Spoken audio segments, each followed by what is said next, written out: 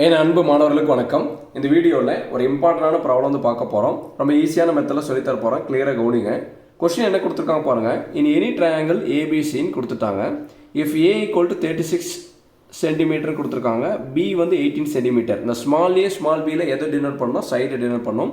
And sine A equal to 0.4 கொடுத்துட்டாங்க.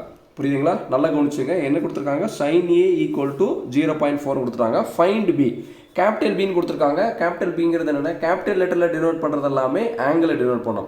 அப்புறம் பிங்கிற ஆங்கிளை வந்து அவங்க வந்து கண்டுபிடிச்சு சொல்கிறாங்க. இப்போ பாருங்கள், ஃபர்ஸ்ட் நம்ம கிவன் எழுதிக்கலாம். கிவன் என்ன கொடுத்துருக்காங்க சொல்லுங்கள் பார்க்கலாம். ஏ ஈக்குவல் டு 36 சென்டிமீட்டர், அடுத்து பி ஈக்குவல் டு 18 சென்டிமீட்டர் கொடுத்துருக்காங்க. அடுத்து சைன் ஏ ஈக்குவல் டு 0.4ன்னு கொடுத்துட்டாங்க. கரெக்டுங்களா? இது எல்லாமே கொஸ்டினில் வந்து நம்மளுக்கு கொடுத்துருக்காங்க.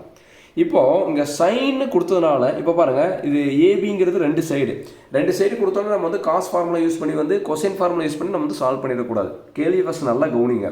அவங்களே சைன் ஏ ஈக்குவல் டு 0.4ன்னு சொல்லி ஒரு ஹிண்ட் நம்மளுக்கு வந்து கொடுத்துருக்காங்க.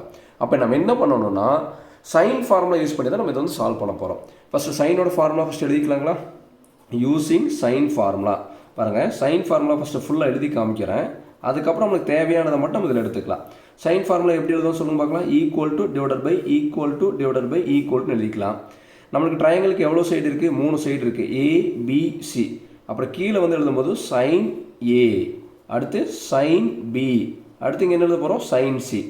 ஏ by sine A equal to B by sine B equal to C by sine C equal to 2rன்னு எழுதுவோம். இதுதான் எதுனா சைனுடைய ஃபார்முலா.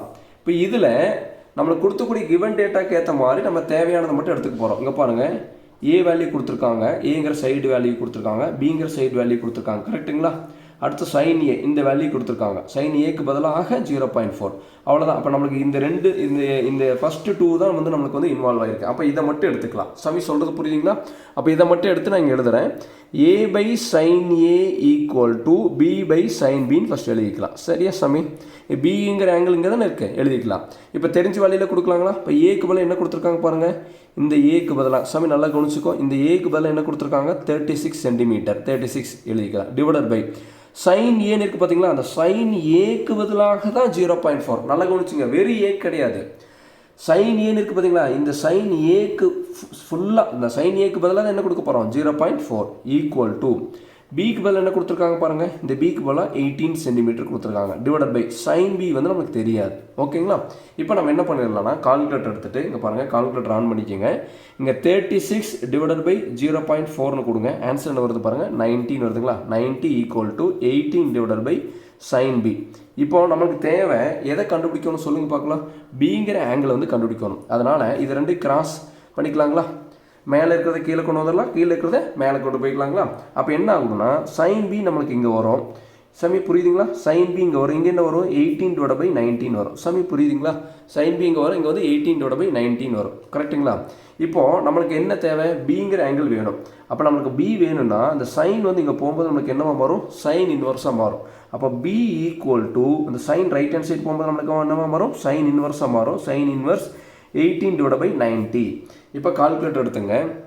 கால்குலேட்டர் எடுத்து ஷிஃப்ட்டுங்கிற பட்டன் அமுத்திட்டு இப்போ சைன் அமுத்துங்க. சைன் இன்வர்ஸ் வந்துச்சு. ப்ராக்கெட் ஓப்பன் பண்ணிவிட்டு 18 டிவைட் பை 19 கொடுத்துட்டு ப்ராக்கெட் க்ளோஸ் பண்ணி இப்போ ஈக்குவல் அமுத்துங்க. இப்போ பாருங்கள் 11.5369 இந்த மாதிரி வருது. இப்போ நம்மளுக்கு என்ன பிங்கிறது வந்து ஆங்கிளுங்களா? அப்போ வந்து நம்ம என்ன ஃபார்மெட்டில் சொல்லணும்? டிகிரி ஃபார்மெட்டில் சொல்லணும். இங்கே பாருங்கள், இந்த டிகிரி கமா அடுத்து வந்து 2 கமா அந்த மாதிரி கொடுத்துருக்காங்க பார்த்தீங்களா? அந்த பட்டன் அமுத்துங்க. அமுத்துனீங்கன்னா நம்மளுக்கு என்ன வரும் பாருங்கள், பி ஈக்குவல் டு 11 டிகிரி. சமி நான் சொல்கிறது புரியுதுங்களா? மேலே பாருங்கள் 11 டிகிரி.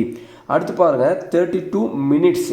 அடுத்து இருக்கிறது பாருங்கள், அடுத்து 0 பவரில் 0 மாதிரி காமிச்சது பார்த்தீங்களா? அது வந்து என்னென்னா டிகிரி கிடையாது, மினிட்ஸ். ஃபஸ்ட்டு வர்றது டிகிரி, செகண்டாக வர்றது மினிட்ஸ், அடுத்து வரதெல்லாம் செகண்ட்ஸு. நம்ம டிகிரி மினிட்ஸ் வரைக்கும் மட்டும் எழுதிக்கலாம். அப்போ B equal to 11 degree 32 minutes. சமி சொல்கிறது புரியுதுங்களா?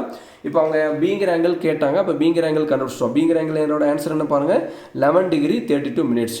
பொறுமையாக பாருங்கள், கண்டிப்பாக புரியும். இந்த வீடியோ உங்களுக்கு பிடிச்சிருந்ததுன்னா மறக்காமல் லைக் பண்ணுங்கள், மற்ற நண்பர்களுக்கும் ஷேர் பண்ணி கொடுங்க. எல்லாரும் பாஸ் பண்ணட்டும். நம்மளால் முடிஞ்ச உதவியை நம்ம மற்றவங்களுக்கு செய்யலாம். Thank you students.